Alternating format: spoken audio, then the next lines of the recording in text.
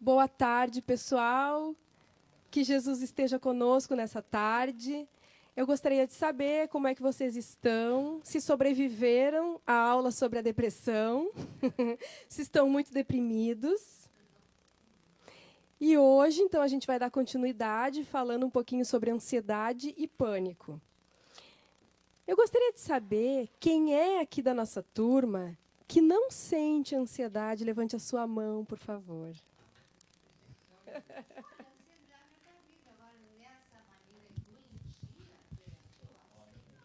Gostei. Todo mundo estudou, pelo jeito. A ansiedade é como a tristeza da vida. Ninguém passa pela vida sem sentir. Eu acho que a ansiedade, a aflição de alguma coisa, mas de uma maneira doentia, que eu acho que é como ela está explicando aí, é diferente. É que é mais constante a ansiedade do que a vida normal. E a gente tem mais a vida normal que a ansiedade. Né? Entendo assim. Sem dúvida, a vida normal hoje em dia, ela está repleta de situações que favorecem muito nós sentirmos ansiedade. Mas, como a colega estava dizendo, existe uma diferenciação entre o que é a ansiedade normal do que é uma ansiedade patológica. Claro que a ansiedade patológica ela vai estar associada a uma série de sintomas, né? E aí a gente vai diferenciar depois um pouquinho o que é a ansiedade em si do que é o pânico, o transtorno do pânico. Mas a ansiedade natural é aquela que a gente tem diante de uma expectativa. Então, estamos esperando alguma coisa, uma presença, uma resposta, uma conclusão de alguma situação. Então, é uma expectativa equilibrada. E a ansiedade patológica, não. Ela vai ter presente aqueles distúrbios respiratórios, sudorese, insônia, aquela ansiedade um pouquinho mais exagerada. Né? A Joana vai dizer que a gente transitando no corpo físico, não há segurança. E a gente vive um pouco aquela expectativa, aquela busca pela segurança. E não há segurança, segundo ela. Por isso a importância da gente poder ter consciência dos desgastes naturais do corpo físico, das enfermidades que também são naturais na nossa caminhada no corpo terreno, também é um fenômeno da vida, a morte também como um fenômeno da vida, porque aí se a gente consegue não ter aquele apego mórbido ao corpo físico, a gente consegue ter um certo desapego através dos ideais espiritualistas, considerando a sobrevivência à morte física, isso também vai nos dando uma tranquilidade maior, uma aceitação maior desses fenômenos que se apresentam. Né? Então, a gente...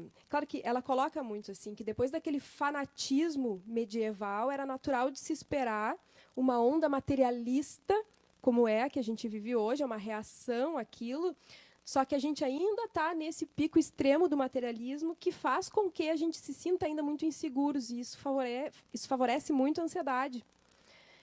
Então, ela vai dizer o seguinte, né? A ansiedade é uma das características mais habituais da conduta contemporânea. A nossa sociedade, com as suas características de ser muito egoísta, da competitividade excessiva, as ameaças financeiras, ameaças de guerra, de enfermidade, tragédia, violência e tudo isso, também produz muita insegurança, que, por sua vez, produz muita ansiedade. Então, a gente poder buscar os ideais espiritualistas, a consciência da nossa espiritualidade, ajuda muito a amenizar esses sintomas de ansiedade que vigem na sociedade atual. Algumas coisas que nós vamos falar hoje se repetem um pouco da aula anterior, porque a gente vai retomar aquela ideia de, assim como na depressão, a gente tem uma causalidade que é anterior, né, que é, no final das contas, uma causalidade do espírito. Então, a gente tem assim, de novo, nós somos espírito, temos o nosso corpo sutil, que é o perispírito, e conforme as nossas experiências, a gente vai modelando aquele tecido sutil que responde muito facilmente às nossas emanações mentais, aos nossos sentimentos, às nossas vivências. E aí, se a gente tem uma descarga de energia deletéria muito intensa, através dos crimes praticados, dos nossos desequilíbrios, a gente vai alterando a composição sutil do perispírito, vai desordenando algumas partes do perispírito, que vai necessitar da reencarnação para se reequilibrar. Isso foi o que a gente conversou no encontro passado e a gente retoma hoje, porque também vai ter essa questão da necessidade de reequilibrar o tecido sutil do perispírito. E aí nós vamos, pela lei das afinidades, sermos atraídos à carga genética correspondente, que vai manifestar no corpo físico aquelas necessidades que a gente tem. E nós vamos reencarnar, então, com aquelas alterações, que é a impressão do nosso perispírito no corpo físico, né, o modelo organizador biológico vai imprimir no corpo físico, o contexto social onde nós vamos estar inseridos, familiar, psicológico, e tudo isso vai favorecer, então, a eclosão desses sintomas de ansiedade. Então, a gente vai ter também, tanto na ansiedade como no transtorno do pânico, uma causalidade neuroquímica. A gente tem uma alteração no organismo físico e a gente tem essas condições externas que também favorecem as pressões sociais, alguma situação traumática que pode fazer eclodir esses quadros. Então, por isso, de novo, quando a gente vai falar da terapêutica, a gente vai falar de novo da terapêutica médica, psicológica e espiritual associada. Certo? Do ponto de vista psicológico, a gente tem, com muita importância, as relações no início da vida, as relações mãe-bebê, as relações na infância, que algumas vezes, alguns conflitos que acontecem nesse período da vida vão depois se repetir nas nossas relações no mundo adulto.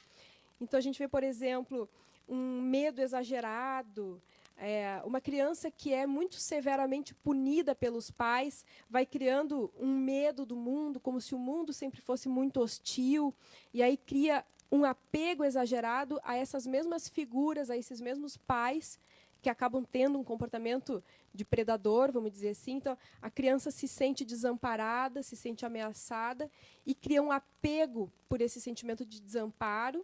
E os medos que ela vai sentir ao longo da existência são medos exagerados. Então, isso favorece os quadros de ansiedade.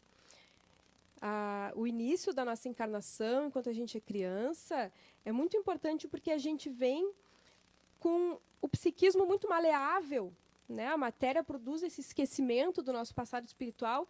Então, a gente fica naturalmente muito abertos às experiências que vão se apresentando. Então, as relações que acontecem nesse período da existência vão nos ajudar a modelar o nosso jeito de funcionar para o resto da vida. É claro que a gente vai poder mudar, trabalhar coisas, traumas que ficaram dessa ocasião, mas tudo que os pais podem fazer no sentido de beneficiar as crianças nessa fase é muito importante, porque elas assimilam com muito mais facilidade. Tanto que as terapias infantis elas têm uma duração bem mais curta do que as terapias de adulto, né? A gente vai cronificando os nossos hábitos, as nossas manias, e aí depois fica um pouquinho mais duro, vamos dizer assim, mas também não interessa a idade, até os 115 anos de idade dá para a gente modificar, dá para a gente mudar, mas quando criança é muito mais fácil. A Joana de Ângeles, quero citar uma passagem dela do livro Conflitos Existenciais. Ela vai dizer assim, para lidar com esse momento de ansiedade, de insatisfação e de tormento, são muito válidas as lições do Cristo sobre o amor ao próximo, a solidariedade fraternal, a compaixão, ao lado da oração regeneradora de energias otimistas, da fé propiciadora de equilíbrio e paz para uma vida realmente feliz, que baste ao homem conforme se apresente, sem as disputas conflitantes do passado e nem a acomodação coletivista do presente. Então, os recursos que Jesus nos fala da oração, do amor ao próximo, também vai ajudando como uma terapêutica salutar para tranquilizar essas impressões angustiantes, essa ansiedade que nos é provocada também pelo contexto no qual nós estamos inseridos. Essa coisa da competitividade, da gente tem que estar se esforçando para ser como os outros, essas corridas assim vão despertando ansiedade no indivíduo, que vai se perdendo de si mesmo. Então, poder voltar de novo para os ideais espiritualistas, para o seu eixo interno, para a sua essência mais profunda, ajuda a aliviar muito a ansiedade. Um aspecto bastante importante também nessa questão das relações, a Joana coloca o seguinte, que as raízes profundas da ansiedade está na necessidade de reparação de coisas conflitivas do nosso passado espiritual. Então, vamos dizer o seguinte, que tenha havido um desgoverno de conduta, que tenha gerado animosidade com outras pessoas, e aí a gente reencarna com os pais, em quem a gente gerou essa animosidade, vamos dizer assim, e o espírito reencarnante com aquela necessidade de apoio. Então, aquele conflito do passado se apresentando nessa relação familiar, agora no presente, que produz ansiedade, mas que é uma necessidade de reparação de algo que ficou pendente. Estava lendo aqui, eu não entendi. O self, ao largo das vivências acumuladas, exterioriza as inquietações e culpas que necessitam ser liberadas mediante a catarse pelo sofrimento reparador, a fim de harmonizar-se. Perfeito. O que ela quer dizer nisso é o seguinte, a gente vai acumulando, através da nossa caminhada espiritual, esses conflitos, essas coisas que não foram bem elaboradas, de atitudes desequilibradas do passado, e o nosso self faz com que aquilo brote no presente como uma necessidade de drenar. A catarse é no sentido daquilo sair para fora. A gente se vê, por exemplo, daí na atual existência, em contato com esses inimigos do passado, como membros da nossa família. E não pode aumentar mais ainda? Aí é como a homeopatia, né? A gente nasce com aquele desafeto, aquelas doses homeopáticas que dá aquela aparente piora no momento, porque daí a gente tem aquele impacto de estar junto com o inimigo espiritual, mas também a possibilidade de, naquela convivência, superar aquele desamor e passar, então, a ter uma relação diferente. Aí, claro, a gente sabe que algumas vezes a gente não aproveita muito bem a oportunidade e segue vindo tantas encarnações até poder se perdoar. Mas o que ela quer dizer nessa frase que tu perguntasse é o self impulsionando isso para uma catarse. Então, a gente vem, aquilo sai, aquela ansiedade a partir daquelas relações conflitantes aqui no presente, para que a gente harmonize. Então, é nesse sentido. É um processo libertador. Tá claro? Pode colocar mais alguma coisa.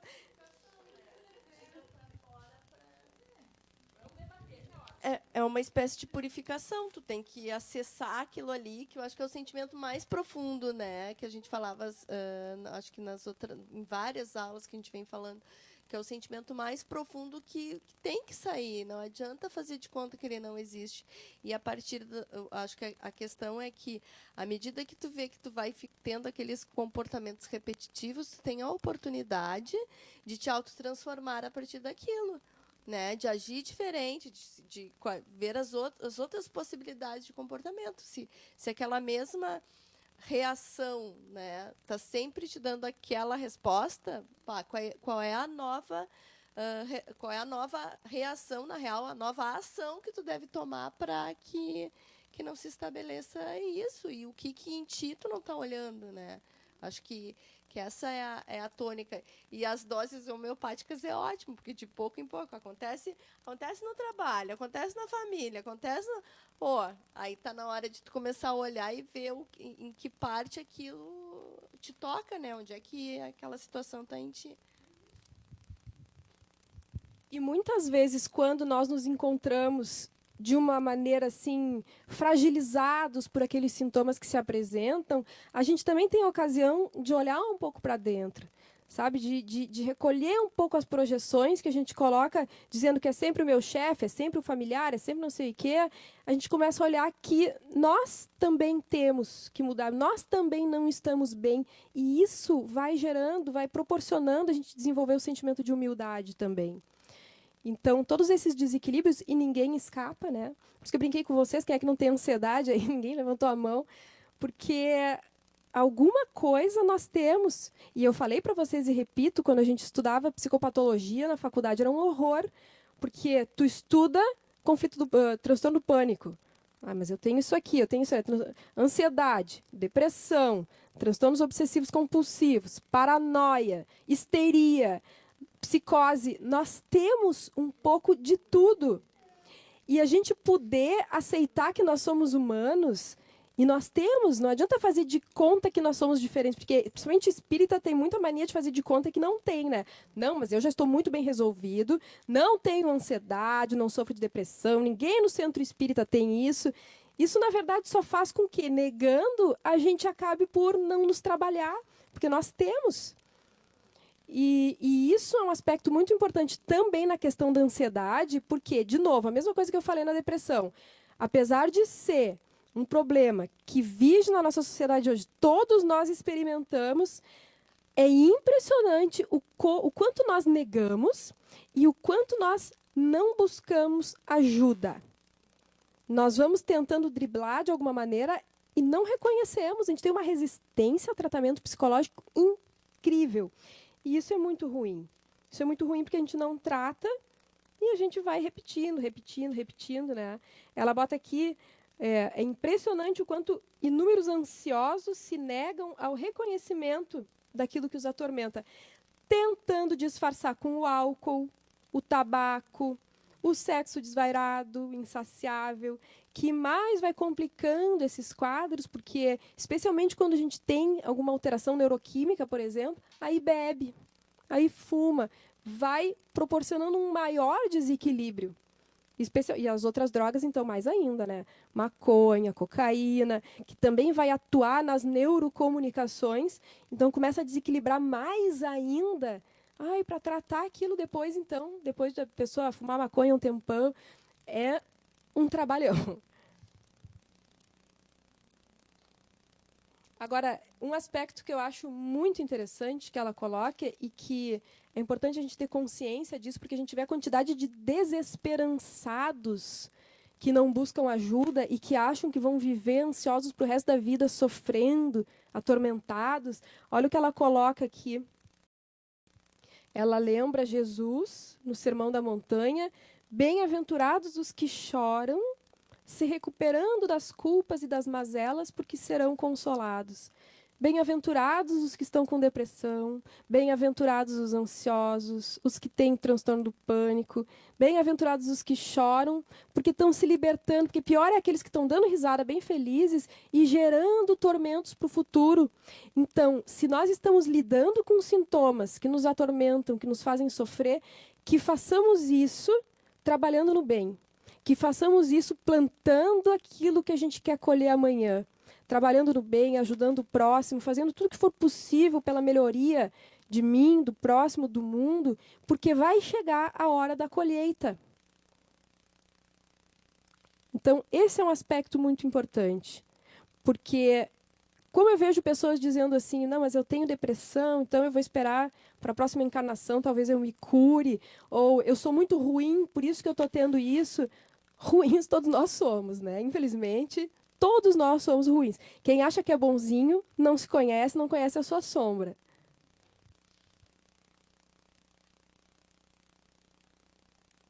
O que ela fala aqui, o paciente, como responsável pelo distúrbio psicológico, precisa compreender a finalidade da sua atual existência corporal, se instrumentalizando com segurança para se trabalhar, se adaptando ao esquema de saúde e de paz, com leituras edificantes, através da meditação, disciplinando à vontade o sistema nervoso. Ela fala muito do yoga também, como ajuda nesse processo de se disciplinando, de se asserenando.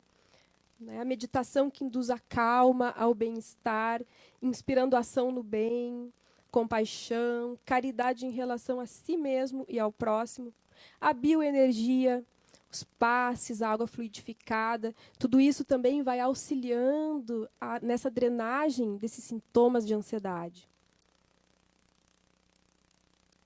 Então, nós estamos todos num processo de cura, né? Deixa eu ver ali. Terapia, isso aí. muito importante colocar também, acho que é importante retomar, no final do encontro passado, nós falamos também sobre atuar na mediunidade, sendo portador de um transtorno depressivo, de ansiedade, de transtorno do pânico. Eu vou reafirmar com todas as letras aqui, porque eu acho muito importante. Sim, nós podemos trabalhar como médiums, tendo depressão, tendo ansiedade, tendo transtorno do pânico e usando medicação para depressão, para ansiedade, para transtorno do pânico. Isso é algo que já foi estudado pela AME Brasil, Associação Médico Espírita do Brasil, e com o que concorda a AMERGS aqui do Rio Grande do Sul. Então, por que eu estou dizendo isso assim nesse tom, dessa maneira? Porque sempre que a gente faz palestras sobre essas temáticas, é muito interessante o quanto vem muita gente depois conversar conosco sobre isso. Ah, mas é que o fulano falou isso, o fulano explicou aquilo a respeito dos fluidos e tal, e como é e como é que não é. Então, isso já vem sendo muito estudado. Eu indico o Dr. Gilson Luiz Roberto, presidente da AME Brasil, o Dr. Paulo Rogério Aguiar, presidente aqui da MERGS, podem esclarecer isso com mais detalhes para vocês. Eles vão amar que eu citei eles para isso. Amo vocês. Procurem por eles.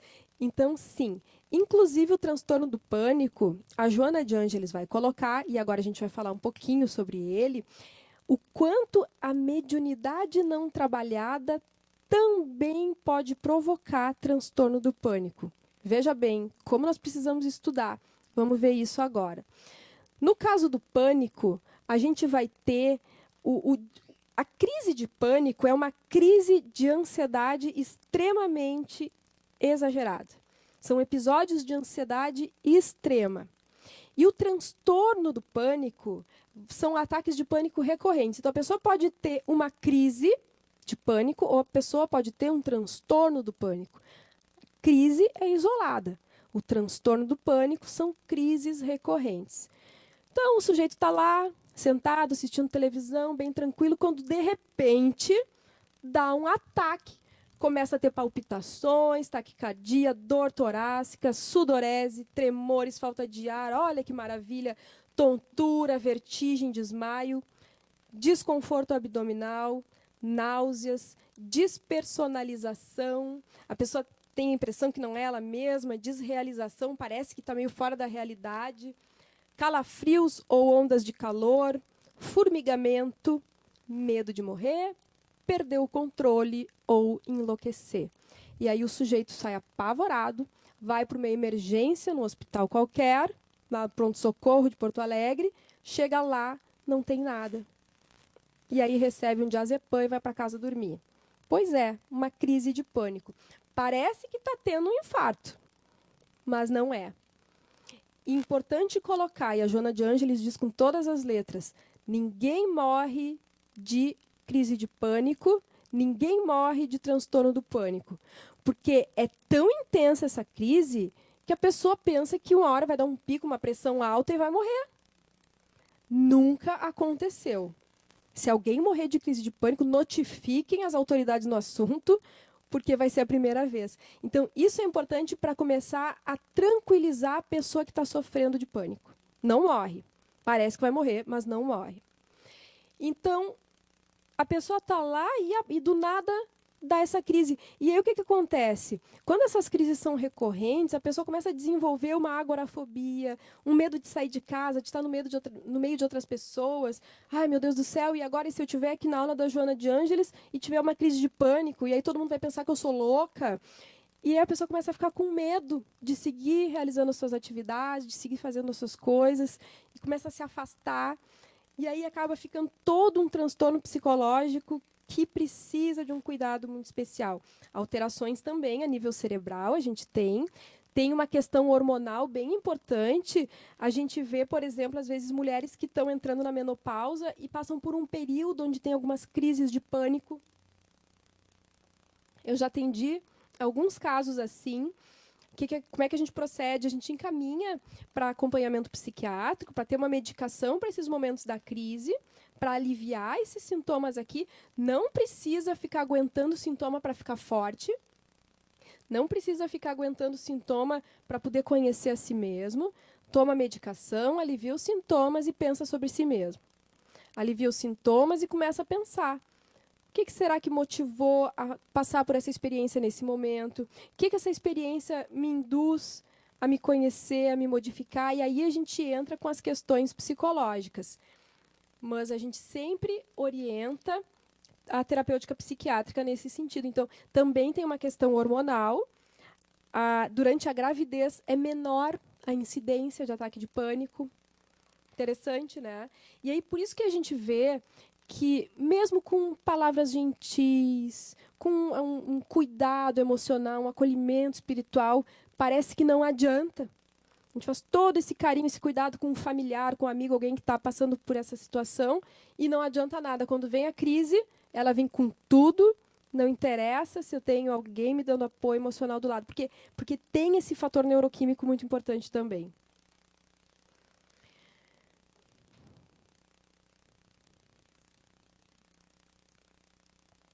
A obsessão pode se instalar também nesses casos. Como é que acontece? Olha como é que ela diz aqui. O agente, né, o obsessor, no caso, transmite telepaticamente clichês de imagens aterradoras que vão se fixando até se tornarem cenas vivas, ameaçadoras, encontrando ressonância no inconsciente profundo. Aí a pessoa começa a alimentar aqueles medos de, por exemplo, ter um ataque de pânico no meio de outras pessoas, no meio do seu trabalho, e aí acabar perdendo o emprego, alguma coisa assim. O obsessor encontra aquele gatilho psicológico, aquela coisa da qual a pessoa tem medo, e alimenta aquilo, e aquele medo começa a crescer. E aí fica um ciclo vicioso. Consegue entrar. Exatamente. O espírito vai acionar. Não é o obsessor. Ela tem como ela e atrai. Isso. E aumenta, né? Tem o plug mental, como diz o Divaldo, né? Tem aquele plug ali inconsciente que vai sendo alimentado, aquele medo vai crescendo e começa a se tornar um impeditivo para a vida da pessoa, né? Então, encontra ressonância no inconsciente profundo, onde estão armazenadas todas as experiências encarnatórias que são desencadeadas, e vai dando essa confusão mental até que vem a crise, que se torna incontrolável, pânico horroroso.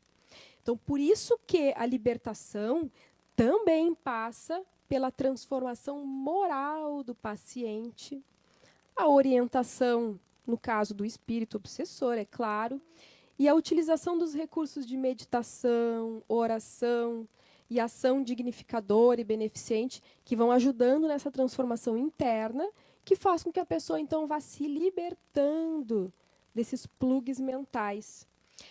Agora, olha que interessante como é que é a coisa do ponto de vista psicológico.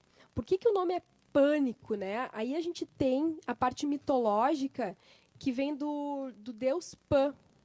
Vocês conhecem quem é o deus Pan? É aquele que é metade homem e metade bode. E ele toca uma flauta. Isso representa a metade bode, o deus Pan. É tipo um diabinho? É, isso. A metade de baixo, o demoninho, é ótimo, adorei. É um demoninho mesmo. A metade de baixo é bode, a metade de cima é homem, com uma flautinha. Então, aquilo representa... Ele gostava de assustar as pessoas, provocar medo nas pessoas. O que vocês estão rindo? Do bode. Do demoninho. No tarô... Se eu desenhasse... É que eu vi as cartas de tarô... Vou fazer palhaçada. No tarô mitológico, quando tu tira a carta do diabo, é ele, é a foto dele, que eu me lembrei. No tarô mitológico. Ele é o... Aqui. Olhem que lindo o desenho, né? E ele tem a flautinha, toca a flautinha, sei lá eu. Ele representa a parte bode, a parte animal. Então, é uma carga libidinal muito forte.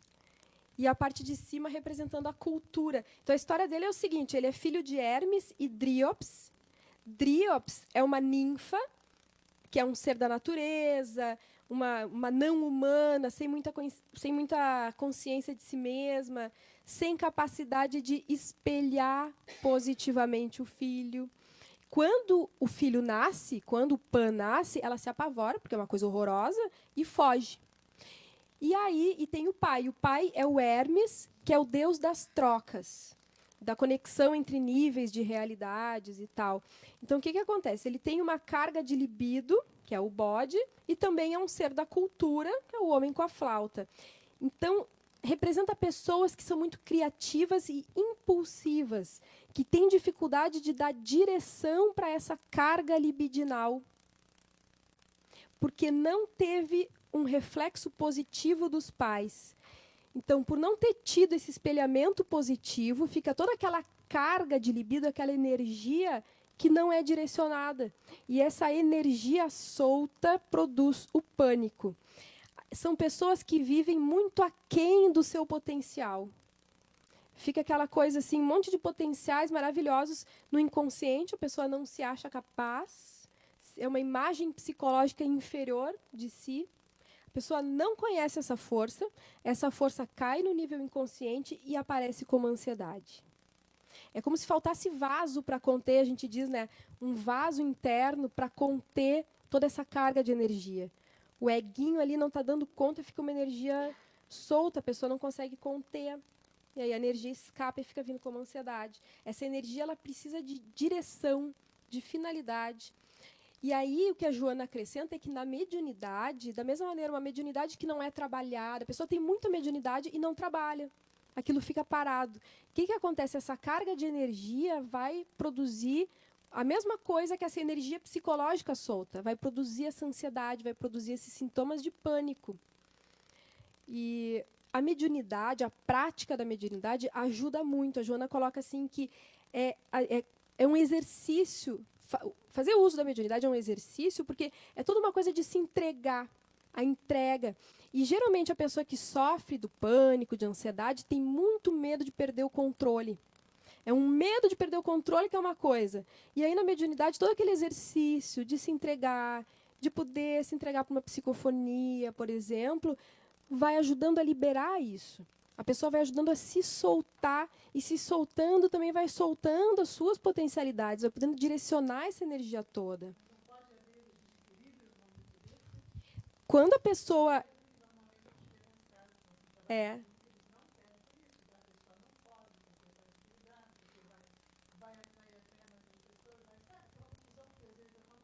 Sem dúvida. Tu quer falar isso no microfone? Não? Tá, então eu repito de alguma maneira. Sim, sem dúvida, não é, pelo amor de Deus, não é pegar a pessoa que está tendo ataque de pânico e, no meio do seu desequilíbrio, colocar na mesa mediúnica. Não, vai tratar, vai se equilibrar, vai ficar bem, e quando estiver bem, vai poder trabalhar. É claro que o trabalho mediúnico precisa de toda uma educação, né? A pessoa tem que ir perdendo o medo, conhecendo, estudando, primeiramente conhecendo, educando a mediunidade. Mas o que acontece? É muito complicado quando a pessoa vem com aquela mediunidade ostensiva e não quer nem saber. É difícil, porque aquilo fica produzindo um desequilíbrio. Então, a necessidade de olhar para isso, estudar, porque a gente tem que ter cuidado, né? Às vezes a gente tem quadros de desequilíbrio psicológico, um quadro psicótico é mediunidade. Aí bota o sujeito para trabalhar no centro espírita. Não é assim, né? E por isso que é delicado, e por isso que as pessoas me dizem muito assim, tá, mas como é que eu vou saber se eu estou diante de um quadro psicótico ou de uma situação mediúnica, como é que eu vou avaliar? Aí é que tá, a gente vai... O sujeito está o sujeito está desequilibrado, é claro que não vai colocar num trabalho.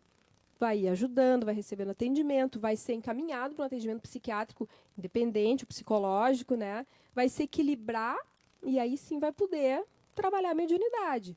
Estou falando muito confuso? Vocês gostariam de complementar, me ajudar a deixar claro, até para o pessoal...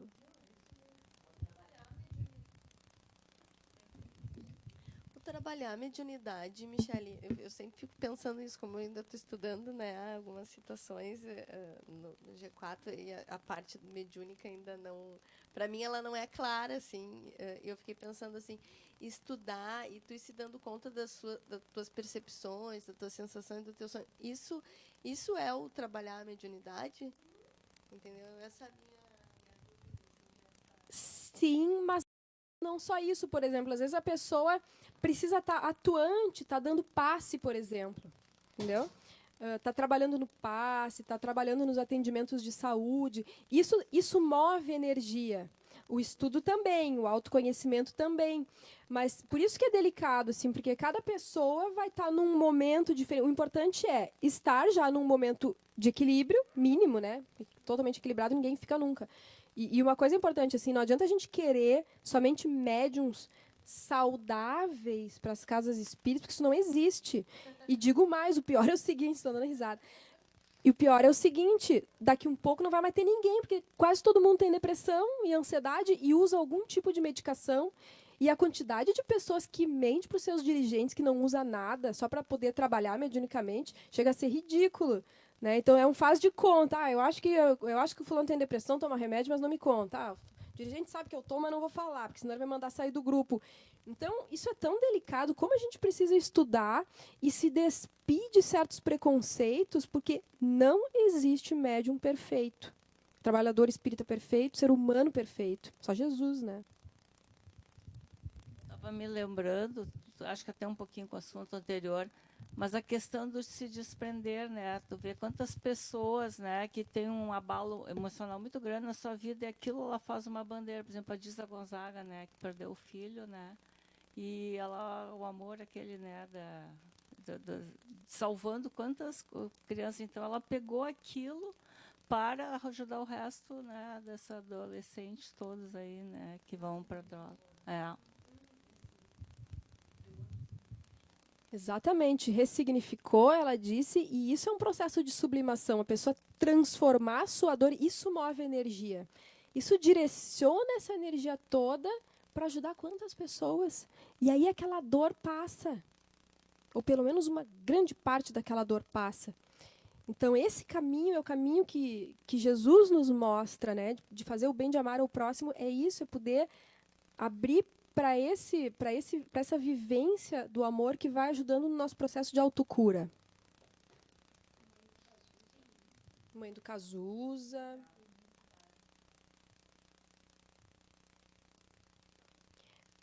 O ataque de pânico é uma sensação de morte e perda de controle. O medo de morrer que dá naquela hora. Então, é porque há uma necessidade simbólica de morrer, para se transformar. É uma necessidade de morrer daquele jeito que se é, para se transformar para algo novo. Então, né, quem está passando por crises de pânico e tal, tem que morrer, entre 1000 aspas, e se transformar. Eu lembro de um caso atendido por um colega, porque é a perda de controle, né? Então, poder perder o controle, poder parar de querer ter controle, abrir mão do controle, é parte da caminhada para se libertar desses ataques de pânico. Quando a pessoa relaxa, não quer mais controlar, para de ter medo de ter crise de pânico no meio dos outros, até passa. Porque quanto mais tenso se fica, mas eu vou ter um ataque agora, meu Deus, desencadeia a crise. Então, quando a pessoa abre mão do controle, Deus é que sabe, se for para eu passar vergonha, ter um ataque de pânico na frente dos colegas, do meu chefe, dos meus filhos, da família, sei lá eu, azar que seja, alivia. Não é a única coisa a ser feita, mas alivia. E aí, no caso desse colega, a pessoa teve uma crise no meio da consulta e ficou com muito medo de morrer. E aí o colega disse assim, então morre. Então morre aqui agora, pode morrer. E aí ele teve toda aquela crise, e a crise passou, e a pessoa não teve mais. A pessoa precisou se entregar para aquilo, perdeu o medo daquilo, e aquilo foi cessando. Cada caso é um caso, né? Eu tenho um certo cuidado, assim, porque eu acho que tem que buscar o auxílio da medicação e tudo mais, mas para vocês verem, assim, como o abrir mão do controle é importante nesses casos, principalmente. E nós somos, em geral, muito controladores, né? A gente precisa desenvolver a confiança em Deus e abrir mão disso. Umbigo.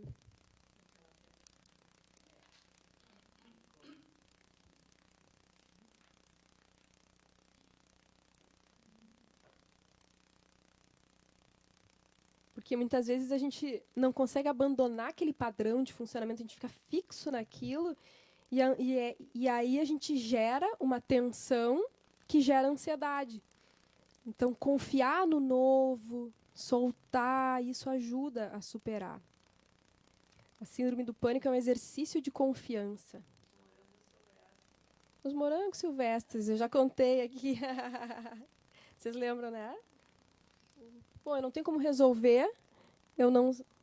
Conto de novo, não tem problema. É um monge que estava caminhando e, de repente, começa a ser perseguido por um urso selvagem. E ele sai correndo e, na corrida, ele cai barranco abaixo e fica preso nos galhos, assim, no meio do caminho. E lá embaixo tem um tigre. Então, o tigre começa a pular para tentar pegar ele e o urso lá de cima começa a tentar pegar ele. E na base do galho tem uma serpente. Então, ele não tem para onde ir. Ele não pode subir porque tem um urso, ele não pode descer porque tem um tigre, ele não pode se mexer porque na base do galho tem uma cobra. E aí, na sabedoria dele, ele olha para as pontas lá do galho e tem morangos silvestres. Bom, já que não tem nada a fazer, começa a comer morangos. E enquanto ele come os morangos, o urso perde o equilíbrio, cai por cima do tigre, eles começam uma luta terrível, a cobra se assusta e vai embora. E aí ele pode subir tranquilamente e seguir a sua caminhada. Isso é uma metáfora interessantíssima, porque quando a gente está diante de uma situação que a gente não tem o que fazer, a gente fica tentando fazer alguma coisa, e só piora. Só piora. Então, soltar, confiar na vida, confiar em Deus, confiar que... Porque as coisas vão acontecendo, vão se modificando, e amanhã a situação está diferente de hoje. A gente acha que não, porque a gente petrifica ela com a nossa expectativa. Então, soltar e focar em algo que é prazeroso, porque não é nem só soltar, né? É soltar, é confiar e é se focar em algo prazeroso que a vida está oferecendo. Então, ele come morangos. Olha que coisa maravilhosa. E aí, a situação se modifica e ele pode continuar a caminhada. Então, a gente não precisa tomar decisões imediatas, a gente não precisa resolver nada de imediato, a gente pode confiar que nós não somos nada, mas somos filhos de Deus, e nós estamos inseridos dentro dessa sabedoria que é o universo. Então, basta a gente fazer a nossa pequena parte. Quando a gente quer fazer mais do que a nossa parte, geralmente a gente fica com muita ansiedade. Geralmente gera ansiedade. Então, soltar é a caminhada para esse sofrimento aqui, da ansiedade, dos transtornos de pânico.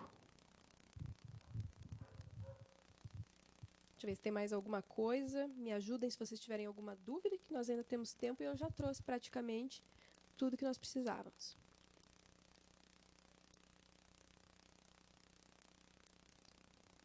Geralmente são pessoas que têm recursos, a pessoa tem recursos e não acredita que tem. Né, um ego que foi constituído de uma maneira frágil. Lembra quando a gente estudou sobre o ego, a formação do ego na atual encarnação? É um ego que, por não ter sido espelhado, valorizado, né, o valor que os pais, que o mundo vai colocando naquela criança, vai fazendo formar um ego que confia em si mesmo. Então, aquele ego é frágil, não se reconhece, não confia em si mesmo, não foi espelhado. E aí a pessoa tem um monte de recursos e não reconhece. Fica aquilo tudo solto, inconsciente, e volta dando ataque de pânico. Então, o processo é poder se valorizar, reconhecer o seu potencial, reconhecer os seus recursos, valorizar os seus recursos. Isso vai fazendo esse eguinho ficar mais forte, fazendo a pessoa se amar. E se amando, se valorizando, fortalecendo esse ego, a pessoa vai saindo dessas crises. Vai, então, utilizando esses recursos todos em prol do seu crescimento pessoal, do crescimento dos outros que o cercam, e aí essas crises vão deixando de existir, perde a necessidade, o sintoma perde a necessidade de existir. Essa é uma caminhada interessante da gente pensar em termos de psicoterapia, entender o sentido do sintoma e trabalhar para que ele não precise mais existir. Eu estou passando por uma determinada dificuldade para me ajudar a me tornar mais humilde, então eu vou me trabalhar para ser mais humilde, e aquilo vai perdendo a necessidade de acontecer. Ali, lá no Bezerra tem um trabalho, talvez tenha em outra casa, que se chama Apoio e Valorização à Vida. E nesse trabalho, agora que algo tem a ver, não é a Louise Hay, mas tem muito a ver, a pessoa chega fragilizada, né, ou teve uma perda, ou tem muita questão de suicídio, coisa assim. A pessoa chega bem fragilizada, ou está doente, ou teve uma doença. Então, é um trabalho assim, eu me amo, Deus me ama, eu amo a vida, me valorizo. Essas coisas são palavras assim bem simples. Eu lembro, eu tenho um livro da Louise Hay que são itens assim, amor, afirmações pessoal, amor, perdão, caridade. O livro é todo colorido assim, alegria. Então ela faz uma reflexão. Não é uma coisa assim tipo oba-oba, não é? Que a pessoa diz, o pessoal diz assim, é autoajuda, mas é bem bom. Os livros dela são muito bons. E isso é uma coisa que ajuda todo mundo, né? Porque quando a gente chegam pessoas doentes que tentaram suicídio, ou eu estava nesse grupo que a gente fica 6 semanas ouvindo o que os outros falam. Pessoas assim que tiveram jovem que se suicidou na sua casa, na sua família. É muito difícil. Então é feito um acolhimento, um carinho. A pessoa tem que se cuidar, tem que se amar. Ou as pessoas estão doentes. Então, assim, é um momento para você se cuidar, pensar em você. Ou cuidou de alguém que morreu. É muito lindo esse trabalho. Me lembrou. E aí a gente vê o quanto são muitos os caminhos que levam ao cume da montanha, né? São muitos caminhos que levam ao mesmo propósito. E que, se a gente for ver, em última instância, é o que Jesus sintetiza no amar a Deus sobre todas as coisas, é o próximo como a si mesmo, fazer o próximo que se gostaria para si. Jesus sintetiza e a gente desdobra nas várias terapêuticas que se apresentam, né? É muito lindo esse trabalho do Bezerra e eu fico pensando assim, e à medida que tu vai ali falar de ti e cuidar de ti, porque cada um tem a sua história, né? Cada um chega com a sua problemática. Às vezes é um problema pequenininho, mas que para a pessoa significa um montão e às vezes é um baita de um problema dentro da nossa visão mais materialista, assim, né? Do apego, seja o dinheiro, seja as pessoas. Mas à medida que tu começa a ouvir as histórias dos outros e cada um que conta tem um pouquinho de ti, tu tá trabalhando o orgulho e o egoísmo, né? É muito, de um jeito muito amoroso, né? Que às vezes tu nem se dá conta, mas é o que tu tá trabalhando ali, o orgulho e o egoísmo. E tu sai mais leve. E a coisa que eu acho legal é a coisa do autoabraço também. O auto... eu me amo. E que essa ideia de preconceito com autoajuda, qual o problema? Acho que a primeira pessoa que a gente tem que ajudar é realmente a gente mesmo, né? Temos que se autoajudar.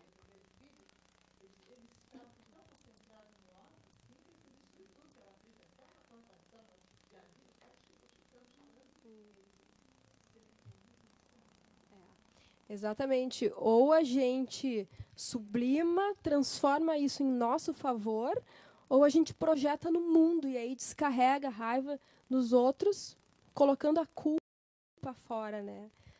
Então, por isso que a gente ter consciência de seja lá o que a gente passar, também tem a ver com as nossas responsabilidades, pelas coisas que nós criamos, pelos contextos que nós criamos, e foi em função disso que a gente está inserido neles, também ajuda a recolher essas projeções e assumir responsabilidades. Responsabilidades pelas doenças que se nos apresentam, responsabilidades por esses distúrbios quando apresentam. Também tem isso, né? A gente tem uma tendência muito na psicoterapia contemporânea de culpabilizar os pais.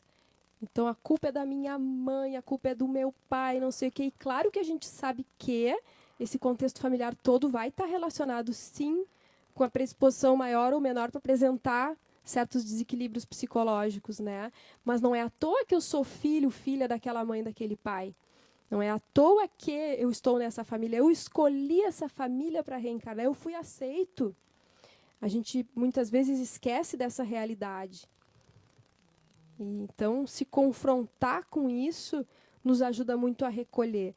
Meu pai e minha mãe podem ter sido os piores, ok, mas foi o que eles puderam fazer.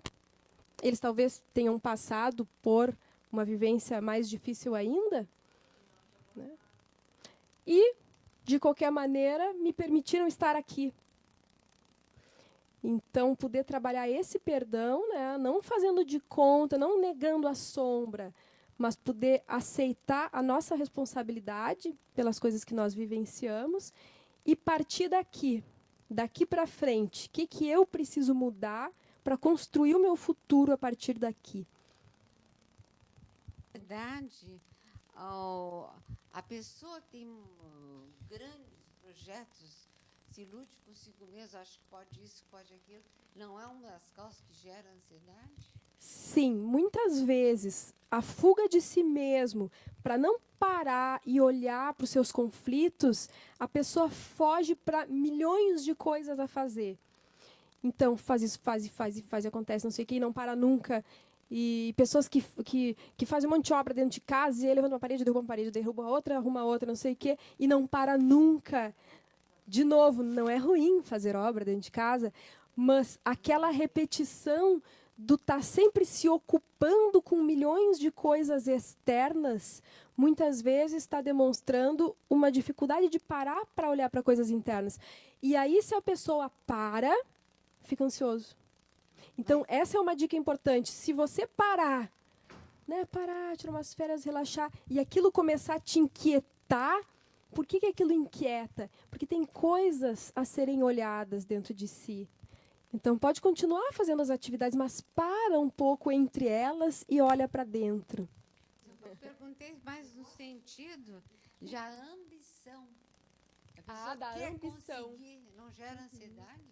A ter uma ambição e até conseguir, isso pode gerar ansiedade. Sim, sem dúvida. Ela nunca vai conseguir, porque daí ela quer mais. Ah, Ela sim. sempre. Aí fica produzindo sofrimento para si mesmo. Sim. Sim, quando é uma ambição desmedida, nesse sentido, ambição desmedida e fica gerando aquela ansiedade. A pessoa poderia viver na santa paz se pudesse se contentar com uma determinada posição, vamos dizer assim. Mas aquela ambição exagerada faz com que a pessoa nunca esteja em paz. Sempre queira aquilo que não tem, sempre esteja lá onde não está. Então, isso gera ansiedade. Aí, uma ansiedade completamente desnecessária, né? Insatisfação crônica. A busca pelo poder. Uhum. E também quem tem a fuga no dormir, porque às vezes não quer enfrentar a situação, também pode ser uma pessoa extremamente ansiosa, né? O não parar nem para dormir. E a gente observa quadros de insônia também, de não se entregar. Ou dormir demais para fugir. Sim, pode ser um processo de fuga. Então, a gente vê como a gente dribla nós mesmos, assim, né? Como é importante poder, de tempos em tempos, parar e olhar e se experimentar.